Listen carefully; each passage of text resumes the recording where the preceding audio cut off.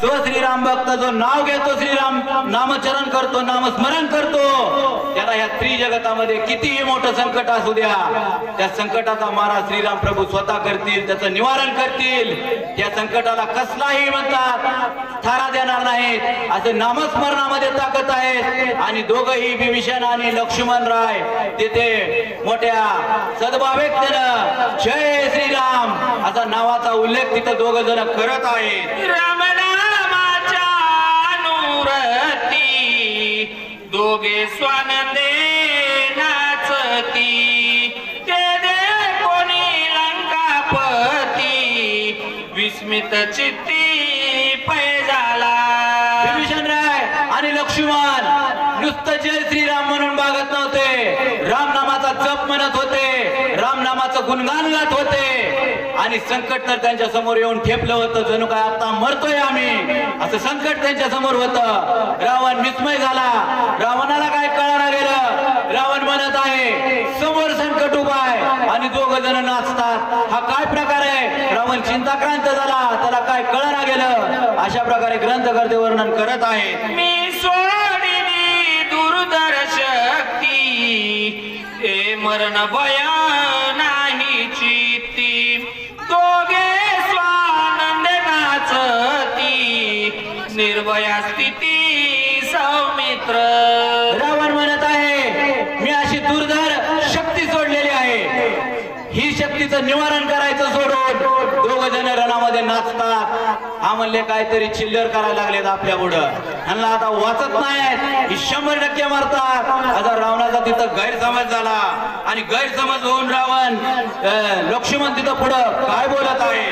नरवा नरा नामांकित मरण भया नाही भीत, ते रे कोणी लंकानाथ अति विस्मित पै झाला.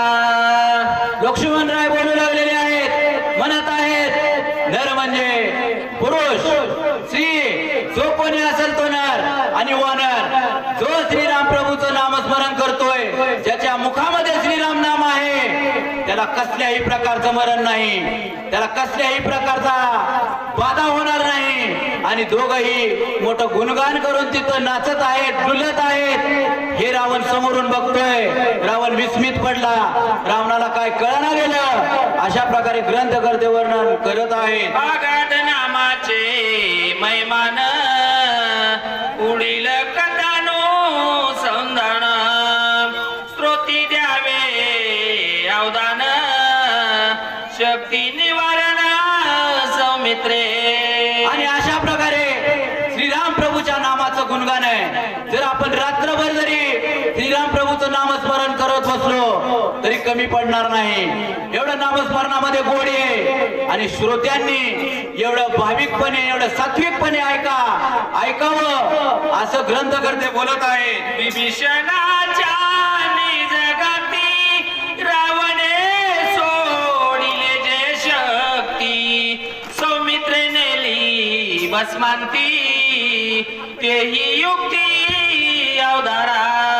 आणि विभीषणानं जी काय शक्ती टाकलेली होती विभीषणावर रावणानं, त्याचं कसं म्हणतात सामना केला, कसं त्याचं संकट दूर केलं लक्ष्मणानं, ते पुढच्या ओळीमध्ये ऐका ग्रंथकर्ते बोलत आहे. यानंतर वाचकाची सेवा लक्ष्मण घोषकर करतील. करा चालू. यक्षिणी वटीची मुख्य शक्ती ते लक्ष्मणा वशव्रती, शक्तीने निवारिली शक्ती पाडिली क्षिती दुखंडे. ज्या वेळेस इंद्रजिताचा वध करायचा होता त्यावेळेस इंद्रजितानं 7 आवरणं लावलेली होती निकुंभेच्या ठिकाणी. आणि त्या निकुंभेच्या ठिकाणी 7 आवरणं लावलेली होती. त्या 7 आवरणामध्ये ही शक्ती जी होती तिथं लक्ष्मणाला आलिंगन दिलेलं होतं, भेट आलेली होती, त्यांना समाचार झालेला होता लक्ष्मणाचा आणि त्या शक्तीचा. तिथं लक्ष्मणाला शरण आलेली ही शक्ती होती. यक्षिणी वृक्ष जे होतं ते यक्षिणी वृक्षापाशी ही शक्ती होती आणि ती लक्ष्मणाला शरण आल्यामुळं त्या शक्तीचं निवारण लक्ष्मणानं तिथं सहजरित्या केलेलं होतं असं ग्रंथकर्ते वर्णन करत आहेत. कुंडलिक वरद हरी विठ्ठल श्री ज्ञानदेव तुकाराम प्रभू रामचंद्र भगवान की जय. पवनसूत हनुमान की जय. श्री गणेशाय नमो श्री रामचंद्राय नमो राखावया शरणागता सौमित्र सदा साचित तेने शोभला लंकानाथ तेने भ्रांतघात चुकविला. आणि अशा प्रकारे लक्ष्मणानं जी शक्ती टाकलेली होती रावणानं जी शक्ती टाकलेली होती लक्ष्मणानं तेवढ्याच साह्यतेनं त्या शक्तीचं निवारण केलेलं होतं. त्याच्यामध्ये बिभीषणाला अगदी स्पर्शही झालेला नव्हता, केसाला धक्काही बिभीषणाच्या लागलेला नव्हता. आणि अशा प्रकारे सगळं संरक्षण करून रावण अति विस्मित झाला. त्याला काय करायचं पुढं काय कळना गेलं असं ग्रंथकर्ते वर्णन करत आहेत. तेने शक्तिपाते जाणा निशेष मारावा विभीषण आडवा येऊन लक्ष्मण शक्ती छेदन तेने केले. आणि रावण बोलू लागलेला आहे म्हणत आहे दोनदा शक्ती टाकली, तीनदा ब्रह्मास्त्र असं टाकलं, ब्रह्मास्त्र शक्तीचं टाकलं, तेवढ्याच प्रकारे संरक्षण केलं तरीही म्हणले काही उपयोग झाला नाही. आता म्हणले पुढं काय करायचं हे पुढच्या ओळीत ग्रंथकर्ते सांगत आहेत. आधी मारिन लक्ष्मण मग मारिन विभीषण ऐसे कोसे रावण शक्ती निवारण काढिली. आणि रावणानं आता आपला क्रोध राग बदललेला आहे. म्हणत आहे आपण बिभीषणाला आधी मारायचं होतं, आपला सक्का भाऊ आहे बिभीषण त्याला ठार मारायचं होतं, पण म्हणले असं नाही करायचं. जिथं जाईल तिथं हा लक्ष्मण आडवा येतोय, त्याची सहाय्यता करतोय, त्याची सोबती करतोय, त्याला वाचवतोय.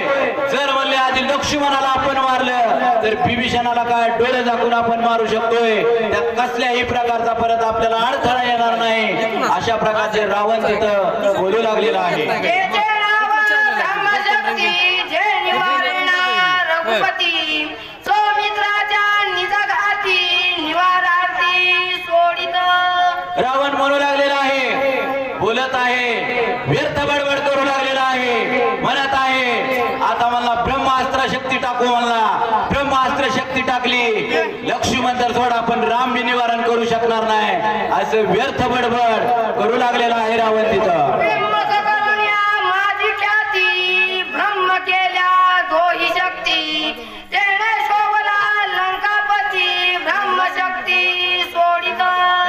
आणि रावण म्हणू लागलेला आहे, म्हणत आहे मी जे आहे काय ब्रह्मशक्तीची घेतलेली आहे त्याच्यासाठी भरपूर कष्ट घेतलंय, भरपूर तपश्चर्या झाली म्हणतात माझी, आणि ब्रह्मशक्ती काय अशीच वाया जाणार नाही. या दोघांनाही रणांमध्ये आता म्हणले ब्रह्मशक्ती सोडून या दोघांचाही इथं निपात करतो असा रावण बोलू लागलेला आहे. नाना परिचार दुसरा युक्ती मय केल्या मासिक शक्ती तेन चाले शस्त्र सरापती लंकापती सच्चित.